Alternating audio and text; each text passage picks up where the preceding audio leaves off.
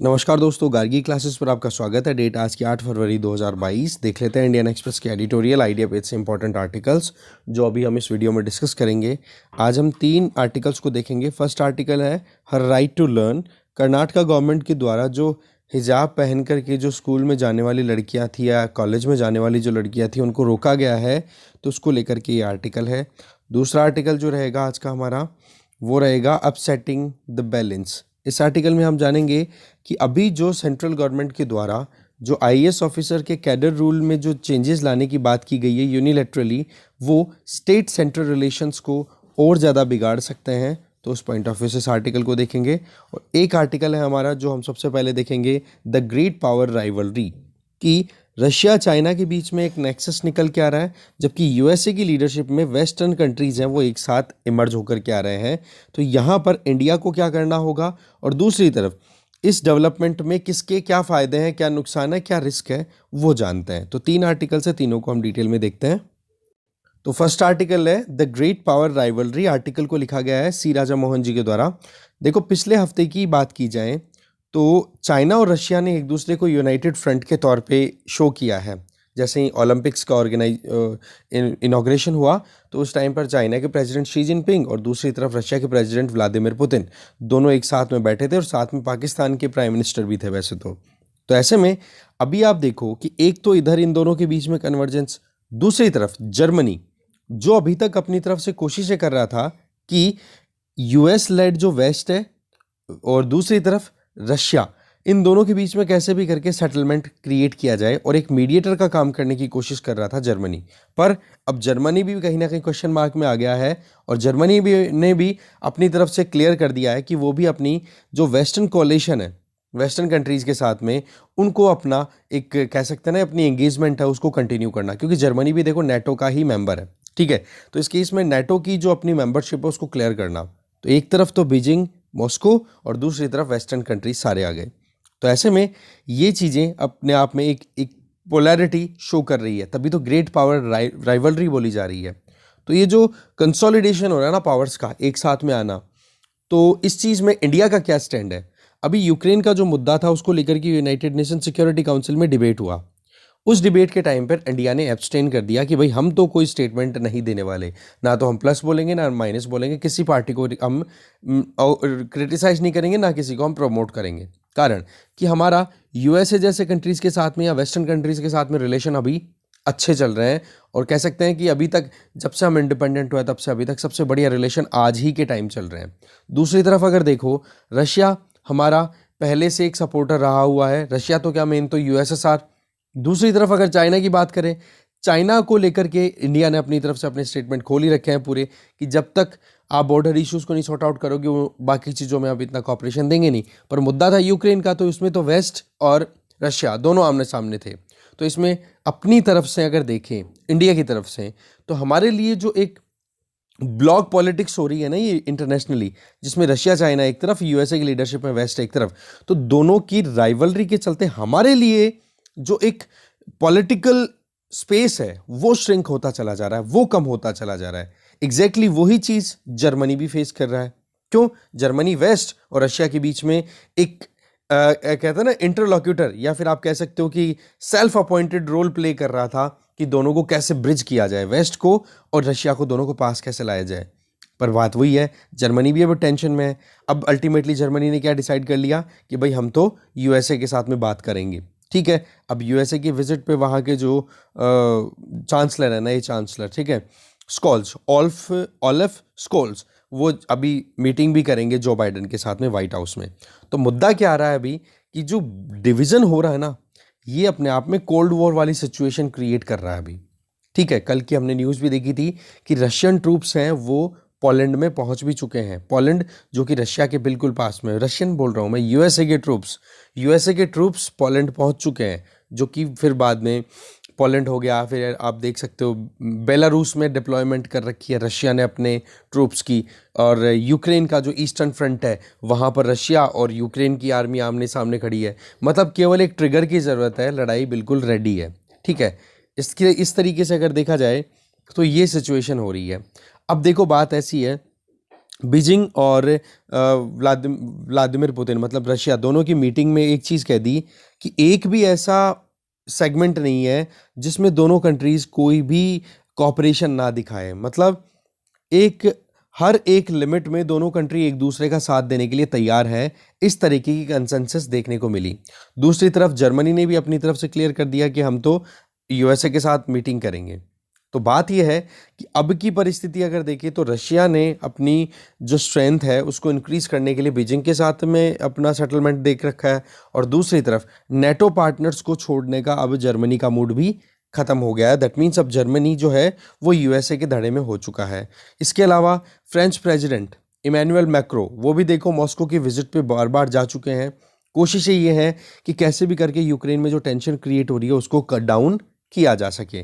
तो ये अभी इक्वेशन बन रही है। अभी ईस्टर्न यूरोप की बात की जाए तो शी जिनपिंग व्लादिमीर पुतिन दोनों की जो मीटिंग हुई है उसमें दोनों के बीच में जो कंसेंसस है ना, जो एक एग्रीमेंट निकल के आ रहा है, उसके दो मेन पॉइंट है। एक तो नेटो का एक्सपेंशन, क्योंकि ईस्टवर्ड अगर नेटो की मेंबरशिप एक्सपेंड होती है, जैसे यूक्रेन ने अपनी विल शो कर रखी है कि हम लोग हैं वो नेटो को ज्वाइन करना चाहते हैं, हम यूरोपियन यूनियन के साथ में आगे चलना चाहते हैं। तो इस चीज़ को लेकर के रशिया टेंशन में है, कारण कि कैसे भी करके अगर नेटो यूक्रेन तक एंटर हो जाता है तो इसका मतलब रशिया के बिल्कुल डोर तक पहुंच गया नेटो।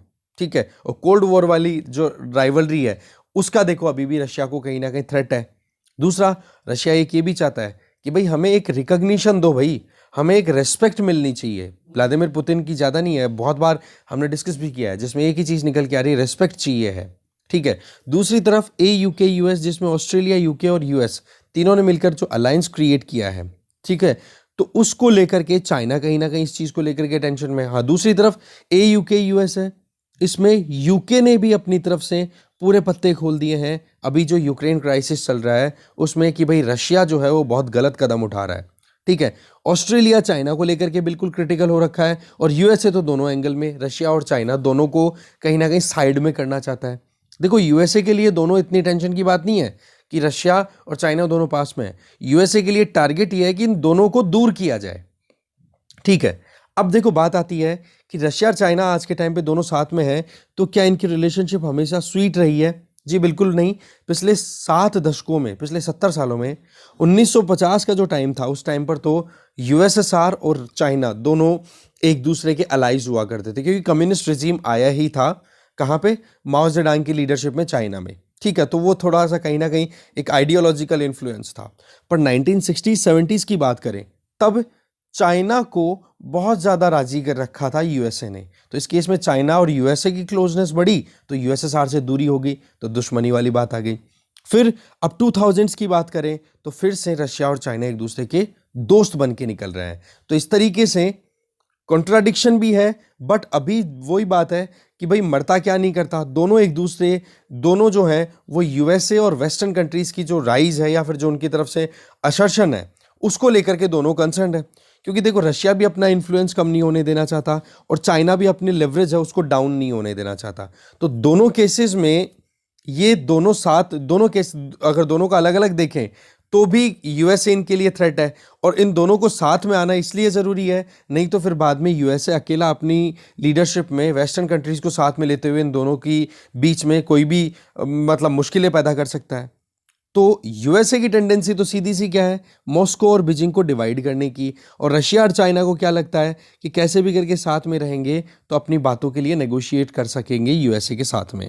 ठीक है, अब बाइडन जो है वो पुतिन के साथ में ऑलरेडी बात भी कर चुके हैं। आपको पता होगा जेनेवा राउंड्स ऑफ टॉक हुए थे, कितनी बातचीत हुई थी जेनेवा में, स्विट्जरलैंड में मीटिंग हुई है जो बाइडन की व्लादिमीर पुतिन की। तो टारगेट यही था कि कैसे भी करके मॉस्को और बीजिंग के बीच में गैप्स लाए जाएं। ठीक है, अब आप देख सकते हो कि एक बार तो ये कहने को मिल गया था कि भाई यूएस जो है वो वीक पड़ रहा है, पर ऐसा कुछ है नहीं। दोनों कंट्रीज है ना, चाइना और रशिया, दोनों को अकेला यूएस है ना आराम से टैकल कर सकता है। इतना मिलिट्री पावर, इतना स्ट्रेंथ यूएसए के पास में अवेलेबल है। ठीक है, इसके आगे अगर देखें, पुतिन का फोकस अभी ज़्यादा किस पे है, मिलिट्री मीन्स पे, कि कैसे भी करके यूरोप में पुतिन का जो रोल है या रशिया का रोल है वो कैसे भी करके डाउन ना हो। बट एक तरफ यूएसए को देखें तो यूएसए यूरोप में भी अपनी पकड़ बना रहा है, और दूसरी तरफ देखें तो एशिया में भी अपनी पकड़ बना रहा है। कैसे क्योंकि देखो डोनाल्ड ट्रंप का टाइम था, तब तो देखो अपने जो जो एक दोस्त लोग थे ना, अलाइज थे यूएसए के, उनके साथ में भी रिलेशन बिगड़ गए थे यूएसए के। पर जो बाइडेन ने आते ही सबसे पहले अपने जो खुद के दोस्त अलाइज हैं उनके साथ में अपने रिलेशंस को रिवाइवल दिया है। ठीक है। दूसरी तरफ अगर देखें तो वॉशिंगटन का जो टारगेट है वो कैसे भी करके चाइना को कंटेन करना है। आज मिलिट्रीली देखें तो हो सकता है कि रशिया कहीं ना कहीं चैलेंज क्रिएट कर रहा है वॉशिंगटन के लिए, बट अगर इकोनॉमिकली देखें या international influence point of view से देखें तो वहां पर सबसे बड़ा चैलेंज यूएसए के लिए है चाइना। तो यहां पर एक मिलिट्री पावर और एक इकोनॉमिकली अपने आप को असर्ट करने वाली पावर दोनों साथ में आती है, तो वो यूएसए के लिए टेंशन की बात है। आप देखो यूएसए ने जब अभी अभी रिसेंट एक 5,000 वर्ड्स का लगभग एक स्टेटमेंट रिलीज किया है और उसमें यूक्रेन वर्ड एक बार भी मेंशन नहीं किया, कारण कि यूक्रेन वाला मुद्दा तो यूएसए के लिए एक जरिया है यूं मानो। बाकी तो मेन टारगेट है वो है यूरोप के जो अलाइज है उनको साथ में लेना और एशियन अलाइज को साथ में लेना, जिनमें से एक न्यू अलाई है इंडिया। ठीक है। इंडिया पहले नैम की हमारी मेंबरशिप हुआ करती थी, आज भी हम नैम को मानते हैं। बेशक नैम की रेलेवेंस के बारे में क्वेश्चंस भी बनते हैं बहुत बार कि आज के टाइम पे क्या रेलेवेंस है, पर मुद्दा आज के टाइम का देखा जाए तो रशिया और चाइना के कंपैरिजन में हमारी क्लोजनेस ज़्यादा यूएसए के पास में है, राइट। तो इस केस में एशिया और यूरोप दोनों केसेस में यूएस अपनी पकड़ ज़्यादा बना रहा है, कारण कि चाइना को काउंटर करना उसकी मेन टास्क है। इसके आगे अगर देखें, दूसरा रशिया है, वो भी अपनी तरफ से इस तरीके के स्टेटमेंट दे रहा है जिसमें कि ज़्यादा से ज़्यादा वो यूएसए को इस तरीके से शो करे कि भाई वेस्टर्न कंट्रीज़ के साथ में, जो वेस्टर्न यूरोपियन कंट्रीज़ है उसके साथ में अमेरिका की रिलेशनशिप लगातार डिक्लाइन कर रही है। तो रशिया हमेशा ये कोशिश कर रहा है, हाफ ऑन का मतलब हो गया एक तरीके से कि वो लगातार इस तरीके की बातें कर रहा है जिससे कि ये एक प्रोपोगेंडा फैले कि भाई कैसे भी करके अमेरिका की रिलेशन वेस्टर्न यूरोपियन कंट्रीज़ के साथ बिगड़ रही है।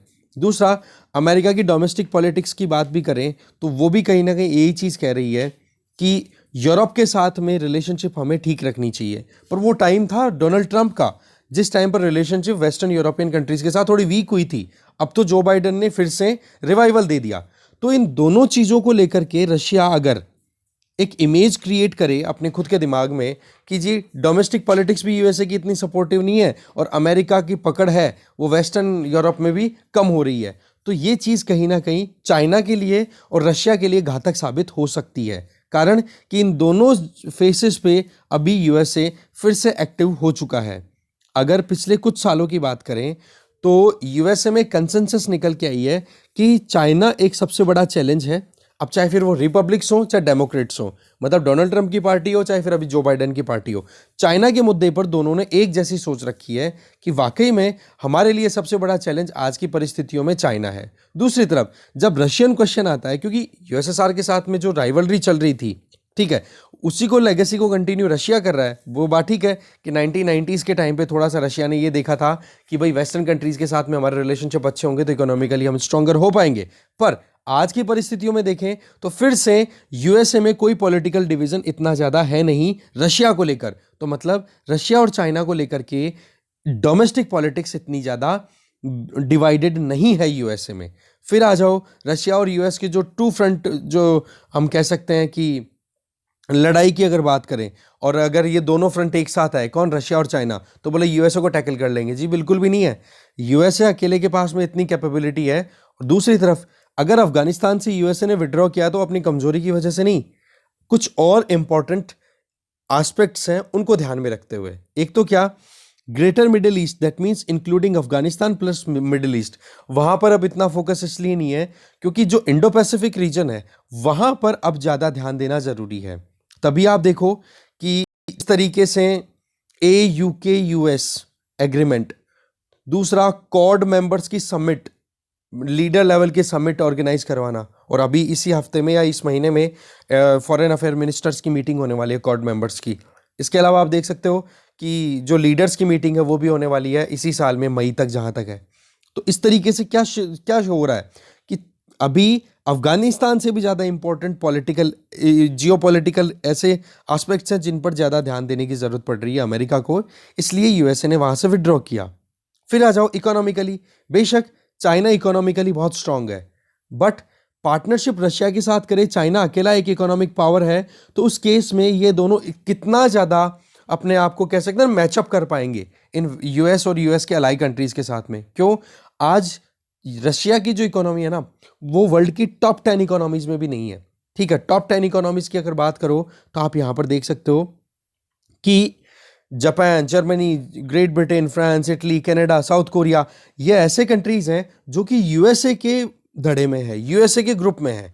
तो इस केस में इकोनॉमिकली तो यूएसए बिल्कुल वीक नहीं है। मिलिट्री और इस तरीके से जो स्ट्रेटजी के पॉइंट ऑफ व्यू से देखें तो उसमें रिसर्च इतनी वीक है नहीं इनके पास में, वेपन और आर्मरी की कोई कमी नहीं है। फिर आ जाओ इंडिया। इंडिया आज परचेजिंग पावर पैरिटी के पॉइंट ऑफ व्यू से देखें तो इंडिया वर्ल्ड की थर्ड लार्जेस्ट इकोनॉमी की कंसिडरेशन में आती है। तो वहाँ पर अगर देखा जाए तो इंडिया का आज हमारा टिल्ट किस तरफ है? ज़्यादा यूएसए की तरफ है। तो इस केस में चाइना को चैलेंज करने के लिए यूएसए के पास में इंडिया जैसी बड़ी इकोनॉमी ऑलरेडी अवेलेबल है। तो मुद्दा क्या आ रहा है कि चाइना और रशिया चाहकर भी यूएसए को सीधा अगर चैलेंज करें तो फिर उनके लिए ज़्यादा रिस्क हो जाएगा। ठीक है, तो इस केस में जनवरी 2021 में बाइडन ने अपनी अमेरिका की ग्रेटेस्ट जो एडवांटेज है उसको कंटिन्यू किया है, जिसमें मेन फोकस किस पे? यूरोप के जो पुराने दोस्त हैं उनको तैयार करना, और एशिया में जो पुराने दोस्त हैं जैसे south Korea, Japan, ASEAN countries, इनके साथ में अपनी एंगेजमेंट करना, और अब इंडिया के साथ में अपनी रिलेशनशिप और इंक्रीज कर ली। तो ये जो चीजें है ना, ये क्लियर शो कर रही हैं कि अगर कहीं पर भी अंडर एस्टिमेट करने का रिस्क ले लिया रशिया ने और चाइना ने, तो वो कहीं ना कहीं इनके लिए नुकसान वाली साबित हो जाएगी बात। ठीक है, एशिया की बात करें तो एंग्लोस्फेयर, एंग्लोस्फेयर का मतलब हो गया जहां पर भी इंग्लिश लोग ज़्यादा डोमिनेट करते हैं, उनका मेन रिवाइवल कर रहा है। जैसे कि ऑस्ट्रेलिया में इंग्लिश ज़्यादा रहते हैं, एंग्लो या इंग्लिश जिनको हम बोलते हैं वो रह गए, अमेरिका है ही, और साथ में खुद यूके है ही। तो यूके यूएस कॉड मेंबर की बता ही चुका हूँ। आसियान मेंबर में वियतनाम, फिलीपींस, इनके साथ में अपनी रिलेशनशिप लगातार यूएसए की लगातार अच्छी है। कारण कि साउथ ईस्ट चाइना में या फिर साउथ चाइना सी वाले एरिया में चाइना की जो एग्रेशन है उसको लेकर के आसियान कंट्रीज खुश नहीं है। तो इस चीज़ को लेकर के भी यूएसए ने अपनी पकड़ और ज़्यादा स्ट्रांग बना ली। नेटो की बात करें तो नेटो को तो एक्सपेंड करने में यूएसए वैसे सपोर्ट लगातार कर रहा है। ठीक है, तो इस तरीके से आप देख सकते हो कि कहीं पर भी कोई वीकनेस नहीं आ रही है यूएसए की अगर ग्रुपिंग की बात की जाए तो। और जब दूसरी तरफ देखें तो ये केवल अभी तक दो कंट्रीज हैं। बाकी इसके आगे अगर देखें तो फ्रेंच प्रेसिडेंट इमैनुअल मैक्रो का ये कहना था कि नेटो जो है वो अब खत्म हो चुका है। बट यूक्रेन क्राइसिस जैसे ही आया ना, तो इसमें देखो कितना रिवाइवल मिला है। इवन जर्मनी जो कि एक ब्रिज का काम करने की कोशिश कर रहा था मॉस्को और वॉशिंगटन या फिर वेस्ट और मॉस्को के बीच में, वो भी अब क्लियर कर चुका है कि भाई हम तो यूएसए की तरफ ही जाएंगे। चाइना की एग्रेशन की बात करें तो उसमें लगातार चाइना ने एशिया में अपनी एग्रेशन दिखा रहे कि अपने पड़ोसी देशों इंक्लूडिंग इंडिया।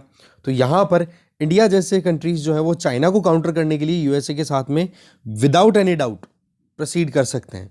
बट मुद्दा जब आ जाए कि पुतिन जो एग्रेशन दिखाएं कहाँ पे? यूक्रेन में, तो पुतिन इस चीज़ को इग्नोर नहीं कर सकते हैं कि आज की परिस्थितियों में इंडिया की रिलेशनशिप यूएसए के साथ में है, तो दूसरी तरफ हम भी पुतिन को प्रेशराइज नहीं कर सकते कि भाई यूक्रेन को इन्वेड मत करो।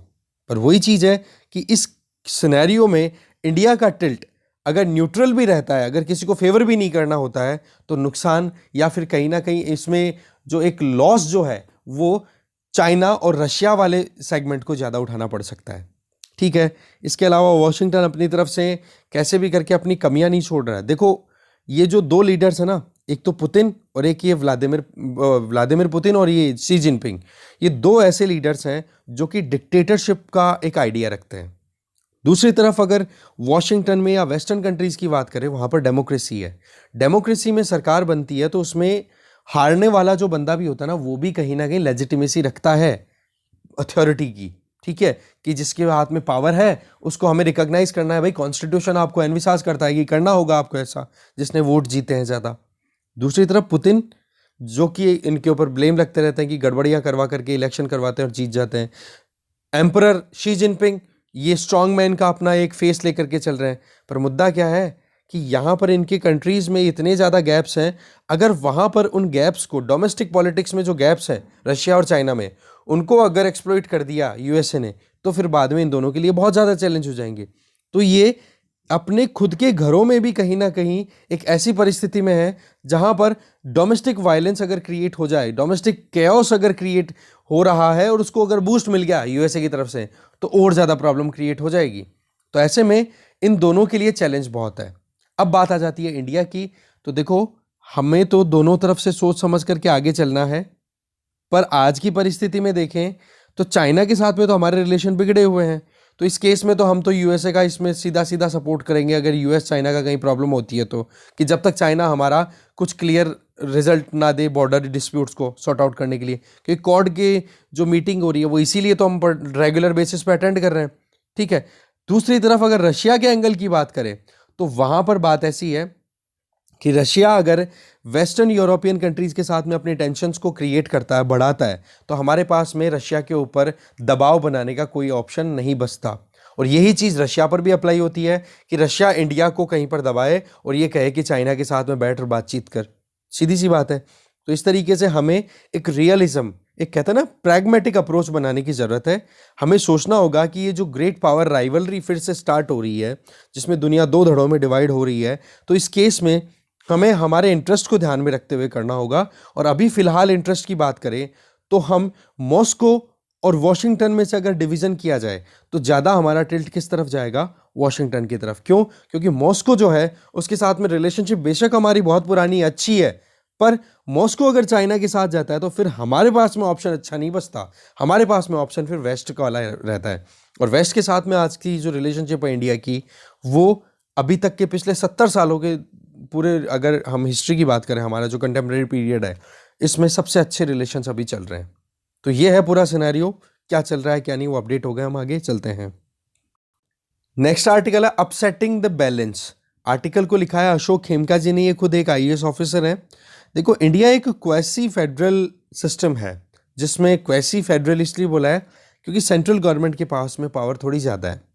साथ में ये कि हमारे यहाँ पर फेडरलिज्म में एक प्रॉपर बैलेंस की बात की गई है कि सेंट्रल और स्टेट गवर्नमेंट्स के बीच में एक ऑर्गेनाइज्ड मैनर में एक अंडरस्टैंडिंग हो, जिसके बेसिस पे काम किए जा सके, जो भी एग्जीक्यूटिव ऑर्डर के जो भी काम्स हैं, जो भी वर्क्स हैं वो। अब आर्टिकल 309 है, वो हमारे कॉन्स्टिट्यूशन का क्या कहता है कि सेंटर और स्टेट है उनको प्रॉपर पावर दी जाती है कि वो अपनी सर्विसेज को, जो भी एडमिनिस्ट्रेशन से, प्रशासन से संबंधित जो भी कार्रवाई है, वो आसानी से कर सके। इनके लिए अपनी खुद की सर्विसेज को इंडिपेंडेंटली कंट्रोल करना, उनको एक्सरसाइज करने का पूरा पावर है। जैसे कि सेंट्रल गवर्नमेंट के लिए आपको पता है स्टाफ सिलेक्शन कमीशन एसएससी के थ्रू जो रिक्रूटमेंट होती है, या फिर आप कह सकते हो जो फॉरेन डिप्लोमेट्स होते हैं, इनकी अगर बात करें, ठीक है, तो इनको टैकल करने का काम जो मतलब सेंट्रल गवर्नमेंट की जो सर्विसेज हैं उनको एक्सक्लूसिवली सेंट्रल गवर्नमेंट देखती है। स्टेट गवर्नमेंट की जो सर्विसेज है उनको एक्सक्लूसिवली स्टेट गवर्नमेंट्स देखती हैं, ठीक है। पर सवाल ये आता है कि जब दोनों के बीच में एक प्रॉपर कम्युनिकेशन हो, तब हमारे यहाँ पर एक और सर्विस की हम बात करते हैं, जिनको हम बोलते हैं ऑल इंडिया सर्विसेज, जिसको स्टील फ्रेम ऑफ इंडिया भी बोला जाता है। और सरदार वल्लभ भाई पटेल जी के द्वारा ये एनविसाज सर्विसेज हैं, जिसमें क्या होता है कि ऑल इंडिया सर्विसेज हैं, उनके बारे में प्रोविज़न दिया हुआ है आर्टिकल 312 में, ठीक है। इसमें क्या है कि रिक्रूटमेंट, यूपीएससी के द्वारा एग्ज़ाम करवाना, ट्रेनिंग देना, अपॉइंट करना, ये सारे काम तो कौन करता है? Central government. और उसके बाद में कैडर अलॉटमेंट कि भाई कौन कौन से स्टेट्स के लिए आप सर्विसेज अपनी दे सकते हो, ये काम तो सेंट्रल गवर्नमेंट करती है। फिर ये काम सेंट्रल गवर्नमेंट का कंप्लीट होने के बाद में स्टेट गवर्नमेंट के अंडर में जब ऑल इंडिया सर्विसेज का इंडिविजुअल पहुंच जाता है, तो स्टेट गवर्नमेंट डिसाइड करती है कि उस इंडिविजुअल को क्या तो काम करना है और कहाँ पर उसकी पोस्टिंग होगी। तो ये अच्छे से बिल्कुल बैलेंस मैनर में समझाई हुई चीज़ें हैं ऑल इंडिया सर्विसेज के लिए। तो ऐसे में ऑल इंडिया सर्विसेज हैं, ये केयरफुली बैलेंस्ड है स्टेट और सेंट्रल गवर्नमेंट के बीच में। और इसमें 3 सर्विसेज की हम बात करते हैं, एक तो इंडियन एडमिनिस्ट्रेटिव सर्विसेज, एक इंडियन पुलिस सर्विसेज और एक इंडियन फॉरेस्ट सर्विसेज।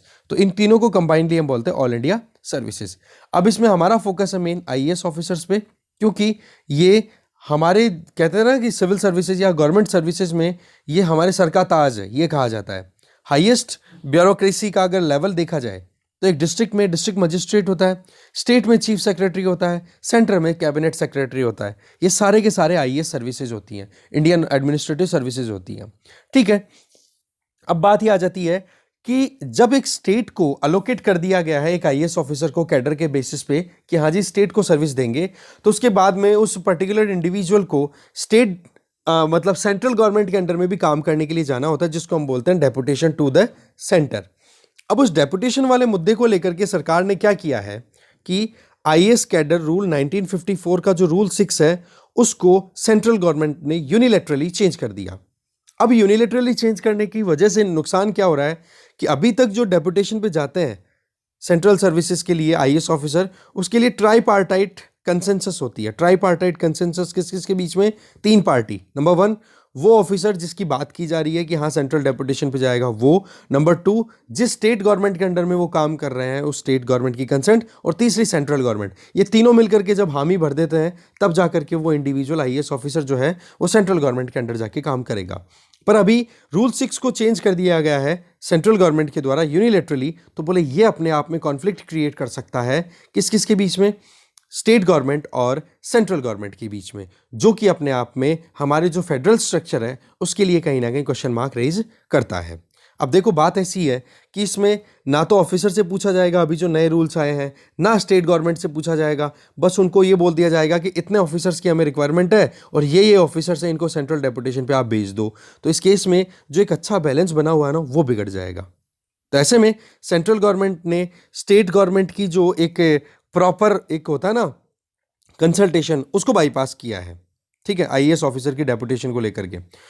और स्टेट गवर्नमेंट्स का सीधा ये कहना है कि आप सेंट्रलाइजेशन ज़्यादा कर रहे हो, सेंट्रल गवर्नमेंट ज़्यादा पावर एक्सरसाइज कर रही है।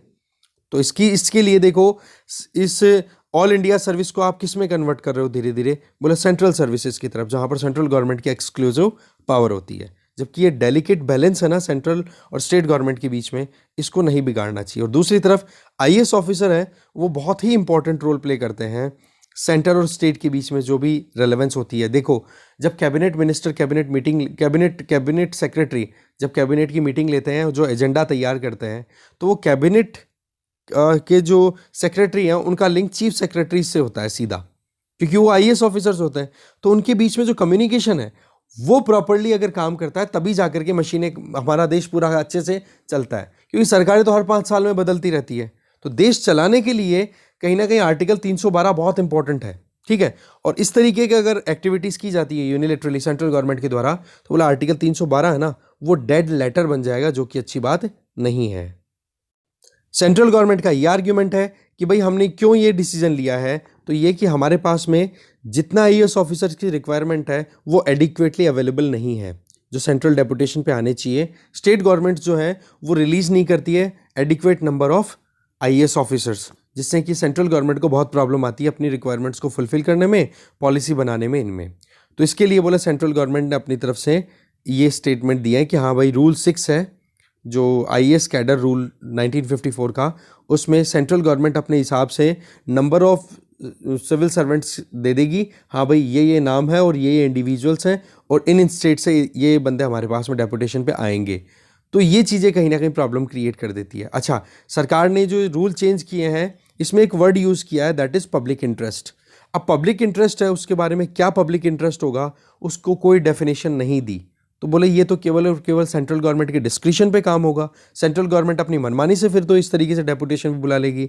जो इंडिविजुअल एक आईएएस ऑफिसर जो कि प्लेनीपोटेंशियरी होता है, दैट मीन्स प्लेनीपोटेंशियरी का मतलब सरकार के बिहाफ पे, सरकार की अथॉरिटी के बेसिस पे जिस इंडिविजुअल को अपने खुद के डिसीजन लेने की पावर दी हुई रहती है, आप उसकी पावर को रिड्यूस कर रहे हो। आप उसकी पावर्स को रिड्यूस कर दोगे तो फिर कहाँ पर वो अपने डिस्ट्रिक्ट एडमिनिस्ट्रेशन को अच्छे से रन करा पाएगा? फिर उसके दिमाग में तो एक ही रहेगा कि हाँ जी भाई कभी भी सरकार का बुलावा आ सकता है, हमें तो मुंह उठा के चलना है। तो इस केस में फिर वो सीरियस नहीं लेंगे अपनी जो भी टास्क मिली हुई है स्टेट गवर्नमेंट के अंडर में। तो ये अपने आप में यूनिलैटरली चेंजेस है ना वो रिलेशनशिप बिगाड़ सकते हैं। इसके अलावा टॉप ब्यूरोक्रेट्स की अगर बात करें, वो ज़्यादातर कौन होते हैं? आईएएस ऑफिसर्स ही होते हैं। अब चाहे वो स्टेट गवर्नमेंट की बात करें तो चीफ सेक्रेटरी हो, चाहे डिस्ट्रिक्ट एडमिनिस्ट्रेशन को मैनेज करने का काम करो, या आईएएस ऑफिसर ही करते हैं। और इसी तरीके से सेंट्रल गवर्नमेंट में भी देखिए तो टॉप जो ब्यूरोक्रेट्स होते हैं वो सारे के सारे आईएएस ऑफिसर्स होते हैं। तो इस केस में एक कहते हैं ना कि हमारे एडमिनिस्ट्रेशन को पैरालिसिस की तरफ ले जाने की ज़रूरत नहीं है। नहीं तो क्या होगा, अगर सेंट्रल गवर्नमेंट इस तरीके से आईएएस कैडर रूल 1954 में इस तरीके से अमेंड करेगी तो स्टेट गवर्नमेंट्स में फिर अपने हिसाब से जो ट्रांजैक्शन ऑफ बिजनेस रूल्स हैं उनको अपने हिसाब से अमेंड कर लेगी। कैसे? कि जिन इंपॉर्टेंट पोस्ट पे स्टेट गवर्नमेंट के द्वारा आईएएस ऑफिसर को अपॉइंट किया जाता है, अब उन आईएएस ऑफिसर्स की बजाय स्टेट गवर्नमेंट स्टेट सर्विसेज के ऑफिसर्स को अपॉइंट करना शुरू कर देगी। तो फिर तो आईएएस ऑफिसर्स की कोई रेलेवेंस नहीं रही स्टेट्स में, तो कोई इंपॉर्टेंस ही नहीं रहेगी। इसका मतलब सेंट्रल गवर्नमेंट अलग डोमेन में ऑपरेट करेगी और स्टेट गवर्नमेंट अपने डोमेन में ऑपरेट करेगी, कोई कन्वर्जेंस आएगी नहीं। तो ऑल इंडिया सर्विसेज का मतलब क्या रह जाएगा फिर? ठीक है, तो बोले ये चीज थोड़ी समझने की जरूरत है।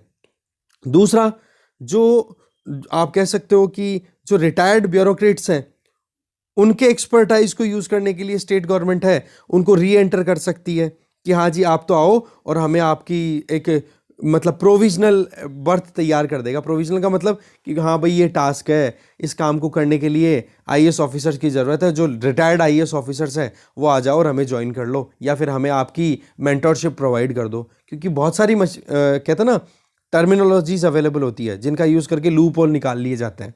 ठीक है, तो ऐसे में फिर बोले जो प्रॉपर आईएएस ऑफिसर है, ऑन सर्विस जो आईएएस ऑफिसर्स हैं, उनकी रेलेवेंस कम हो जाएगी। तो ये चीज़ रिस्की हो जाएगी उनकी जॉब के लिए और उनकी सर्विसेज के लिए। तो सेंट्रल गवर्नमेंट के द्वारा कैडर रूल्स को इस तरीके से चेंज करना गलत बात हो जाएगी। हाँ, ये बात ठीक है कि स्टेट गवर्नमेंट्स भी हैं, वो भी इस चीज़ में कॉपरेट करें सेंट्रल गवर्नमेंट के साथ में। जब उनको ज़रूरत पड़े कि जी हाँ अभी ज़रूरत है वहाँ पर सेंट्रल गवर्नमेंट के अंडर में डेपुटेशन पे आईएएस ऑफिसर्स को भेजने की, तो उसको प्रॉपरली वहाँ पर वो कॉपरेट करे। स्टेट गवर्नमेंट्स पर भी ये चीज़ इम्प्लीमेंट होनी चाहिए, अप्लाई होनी चाहिए।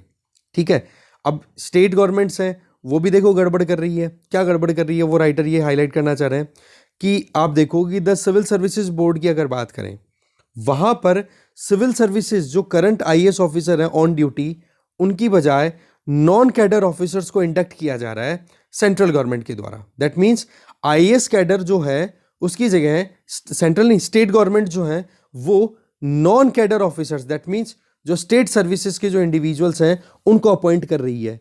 जबकि इसके लिए मिनिमम टेन्योर फिक्स किया हुआ है कि जो नॉन कैडर ऑफिसर्स हैं उनके लिए पर्टिकुलर टाइम पीरियड फिक्स है कि इतने टाइम के बाद में उनको रिटायर कर दिया जाएगा, हटा दिया जाएगा। पर वो मिनिमम टेन्योर है ना, उसको इग्नोर कर रही है स्टेट गवर्नमेंट। तो स्टेट गवर्नमेंट्स भी है ना अपनी तरफ से कोई कमियां नहीं छोड़ रही है आईएएस इंडियन एडमिनिस्ट्रेटिव सर्विसेज को। आप कह सकते हो कि उनकी जो रेपुटेशन है या फिर उनका जो वर्क है उस वर्क कल्चर को बिगाड़ने में। तो इस केस में सेंट्रल और स्टेट गवर्नमेंट दोनों को सोच समझ करके चलना होगा। नहीं तो सरदार पटेल जी के द्वारा जो सपना देखा गया था ना कि ऑल इंडिया सर्विसेज यूनिफाई करेगी स्टेट और सेंटर को, तो वो बिगड़ जाएगा, पूरा सिस्टम बिगड़ जाएगा। ठीक है, तो यही चीज़ यहाँ पे बताई जा रही है मेनली। तो ऐसे में सेंट्रल गवर्नमेंट को भी सोच समझ करके कानून बनाने की ज़रूरत है, तो स्टेट गवर्नमेंट को भी अपनी जो हरकतें हैं या जो भी काम करने की तरीके हैं उनको करेक्ट करने की ज़रूरत है। तो ये चीज़ यहाँ पे बताई जा रही है। ठीक है, आगे चलते हैं। नेक्स्ट जो आर्टिकल है that is related to her right to learn. देखो आपको पता ही है कि कर्नाटका में अभी जिस तरीके का सिनेरियो चल रहा है जिसमें 6 गर्ल्स स्टूडेंट जो कि माइनॉरिटी कम्युनिटी मुस्लिम कम्युनिटी से बिलोंग करती हैं और वो हिजाब पहन के मतलब पूरा फेस को छोड़ के और पूरा अपना जो शोल्डर से ऊपर का जो पोर्शन है पूरा कवर करके जाती हैं कपड़े से, जिसको हिजाब बोलते हैं। तो हिजाब को जो है पहन के जा रही थी तो उनको मना कर दिया स्कूल एडमिनिस्ट्रेशन ने कि भाई आप इस तरीके के कपड़े नहीं पहन के आ सकते हो, आप मतलब जो स्कूल का ड्रेस कोड है वो नॉर्मल ड्रेस कोड में आओ। इस तरीके से आपको ये लॉज फॉलो करने होंगे। और यही चीज़ है वहाँ की सरकार ने भी बोल दी, कर्नाटका सरकार के द्वारा भी इसी तरीके की स्टेटमेंट आया है कि हाँ बिल्कुल स्कूल एडमिनिस्ट्रेशन ने जो गाइडलाइंस दी है वो मानो, और जब तक कोर्ट का हाई कोर्ट का कोई वर्डिक्ट नहीं आता तब तक जो स्कूल एडमिनिस्ट्रेशन के रूल रेगुलेशन है उनको आप फॉलो करो। और इसमें इन्वोक किया गया कर्नाटका एजुकेशन एक्ट ऑफ 1983 को। अब इसमें देखो कई पेचीदगियाँ हैं जिसमें कम्युनिटी राइट्स की बात भी कर सकते हो, इंडिविजुअल राइट्स की बात भी कर सकते हो। तो इस चीज़ को लेकर के हमने पहले एक डिस्कशन भी किया है एक्सप्लेन पेज पे, उसका लिंक मैंने डिस्क्रिप्शन बॉक्स में शेयर कर दिया है, तो आप वो ज़रूर देख लेना कि क्या क्या ओपिनियन आए हुए हैं सुप्रीम कोर्ट और केरला हाई कोर्ट के प्रीवियस इस तरीके के इश्यूज़ को लेकर के। ठीक है, अब हमारे यहाँ पर अगर देखें तो आप देखते हो कि हमारे कॉन्स्टिट्यूशन में right to equality, right to education और right to practice their religion, ये तीनों अधिकार हमारे कॉन्स्टिट्यूशन में फंडामेंटल राइट के तौर पे पार्ट 3 का पार्ट बनाया हुआ है। तो इन तीनों का वायलेशन सीधा सीधा दिखाई दे रहा है कि एक इंडिविजुअल अगर अपने रिलीजियस प्रैक्टिसेस को कंटिन्यू करे तो आप उसको रोक कैसे रहे हो। अगर कोई पब्लिक इंटरेस्ट को कोई इशू नहीं आ रहा है, या फिर पब्लिक ऑर्डर या मोरालिटी के लिए कोई नुकसान नहीं हो रहा है, या फिर नेशनल इंटरेस्ट को कोई नुकसान नहीं पहुंचा रहा है। राइट टू एजुकेशन, जिसको हमारे यहाँ पर राइट टू एजुकेशन एक्ट के तहत हमारे यहाँ पर जो पूरा प्रोविज़न किया हुआ है कॉन्स्टिट्यूशन के आर्टिकल 21A में ये प्रोविज़न एक्सक्लूसिव दिया हुआ है कि भाई जो बच्चे हैं 6 से 14 साल के बच्चे, उनको आप फ्री कंपलसरी एजुकेशन दिलाओगे आप, तो आप उसको कैसे इग्नोर कर सकते हो। राइट टू इक्वालिटी की बात करें, आर्टिकल 14, मतलब रिलीजन के नाम पे डिस्क्रिमिनेशन नहीं होना चाहिए, आर्टिकल 15 बोलता है, ठीक है। इसी तरीके से अपॉर्चुनिटीज़ की बात करें, आर्टिकल 16 हो गया, article 14 right, equal protection of right and equality before law. तो इस तरीके से ये सारी चीज़ें हमारे यहाँ पर ऑलरेडी मैंशनड है, तो इनको इग्नोर नहीं करना चाहिए। जबकि दूसरी तरफ अगर देखें तो आर्ग्यूमेंट ये आता है कि सेक्युलरिज्म को प्रमोट करना है, जो एडमिनिस्ट्रेशन है या सरकार है उसके द्वारा ये स्टेटमेंट दिया जाता है कि एक पर्टिकुलर रिलीजन के जो स्टूडेंट्स हैं वो अलग तरीके के गेटअप में आते हैं, तो बोलो एक डिफरेंट अपीयरेंस होती है। तो ऐसे में equality, integrity, public law and order, इनको हम मेंटेन करना चाहते हैं। तो पॉइंट यहाँ पर ये आ रहा है कि कोर्ट के द्वारा जब तक कोई प्रॉपर ओपिनियन नहीं आता ना, हम तो यही कहेंगे कि जब तक ऑनरेबल हाई कोर्ट या फिर सुप्रीम कोर्ट इनके द्वारा कोई ओपिनियन नहीं दिया जाता है, तब तक तो ये है कि फ़िलहाल जो भी सिचुएशन है उस पर केवल ओपिनियंस हम पढ़ सकते हैं। वो ऐसे कि भाई कॉन्स्टिट्यूशन में ये प्रोविज़न दिए हुए हैं और आपके इधर सरकार ने ये ऑर्डर्स दे दिए, तो इस केस में दोनों में कॉन्ट्राडिक्शन है, बेशक दिख रहा है, पर हम क्या कहेंगे, हमारा एक ही कि भाई हाई कोर्ट जब तक डिसाइड नहीं कर देता या सुप्रीम कोर्ट जब तक डिसाइड नहीं कर देता, वो इसके हिसाब से, कानून के हिसाब से जो है प्रोविज़न वो इम्प्लीमेंट होते रहेंगे। अब इसमें बात क्या आ जाती है कि जो यंग वुमेन है उनके जो राइट है क्लासरूम में बैठ करके पढ़ना, उसको आप रोक रहे हो। एक तरफ तो सरकार का ये कहना है बेटी बचाओ बेटी पढ़ाओ, और दूसरी तरफ बेटियों को ही आप बाहर रोक रहे हो क्लासरूम से बाहर। तो ये चीज़ कितनी गलत हो जाती है कि जो आप नरेटिव देना चाहते हो वो बिगड़ गया। सेक्युलरिज्म का आइडिया कि भाई स्टेट से संबंधित जो भी काम है, स्टेट से संबंधित, जैसे मान लो एजुकेशन है, वो पब्लिक प्लेस है अपने आप में, ठीक है। अब पब्लिक प्लेस है तो वहाँ पर स्टेट में कंसिडर होता है।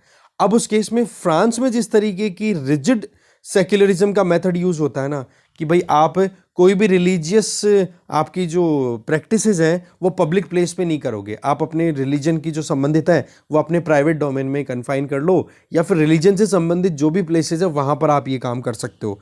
पब्लिक प्लेसेस में तो आपको एक नॉर्मल सबकी तरह कॉमन रहना पड़ेगा। बट हमारा कॉन्स्टिट्यूशन में तो सेक्युलरिज्म का मॉडल जो है वो थोड़ा सा डिफरेंट है। ये चीज़ मैंने आपको कल परसों बोली थी कि भाई आप पढ़ लेना जो थ्योरीज वाला जो चैप्टर है आपका पॉलिटिकल थ्योरी में, जो सेक्युलरिज्म वाला चैप्टर है ना, क्लास 11th की बुक है, उसमें आपको समझ में आएगा कि वेस्टर्न सेक्युलरिज्म और हमारे सेक्युलरिज्म में कितना डिफरेंस है। तो बोले इन चीज़ों को हमें समझना होगा कि हम एकदम हार्शली किसी भी कम्युनिटी के ऊपर यूँ अटैक नहीं कर सकते कि आपको ये करना ही होगा। हमारे यहाँ पर ये देखा जाता है कि national interest, public morality, public order, law and order, इनको अगर कहीं पे कोई नुकसान नहीं हो रहा, पब्लिक हेल्थ को कोई नुकसान नहीं हो रहा है, तो उन रिलीजियस प्रैक्टिसेस को करने में कोई नुकसान नहीं है।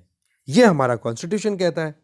दूसरी तरफ सेक्युलरिज्म का आइडिया हमने अडॉप्ट किया था, जो प्रीवियसली जो सिस्टम चल रहा था जिसमें कास्ट, रिलीजन, इनके नाम पे डिस्क्रिमिनेशन होता था, उनको हमने ख़त्म करके और नया सिस्टम इंट्रोड्यूस किया था। तो हम इसी तरीके से अगर वो प्रीवियस बिहेवियर को ध्यान में रखते हुए चीज़ों को हम इम्पोज करेंगे स्टूडेंट्स पे कि भाई आप इस तरीके की एक्टिविटी नहीं कर सकते हो, नहीं क्लासरूम में आपका ये प्रॉब्लम हो जाएगी, आप अलग से दिखोगे। इवन कई बार तो ऐसा देखा गया है, यहाँ पर देखो कुंडापुरा कॉलेज की बात है कि बोले जिन स्टूडेंट्स ने अपना हिजाब नहीं उतारा तो उनके लिए सेपरेट क्लासरूम बना दिए।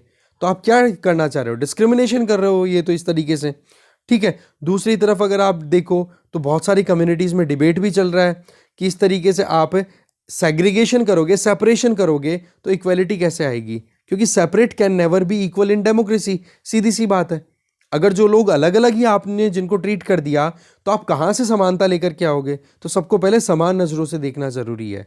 तो ये अपने ओपिनियन दिए जा रहे हैं यहाँ पर एडिटर के द्वारा। तो पॉइंट यहाँ पर क्या आ रहा है, एंटी माइनॉरिटी जो रेटोरिक अभी बन रहा है ना, वो देखो ठीक पॉइंट नहीं रहता।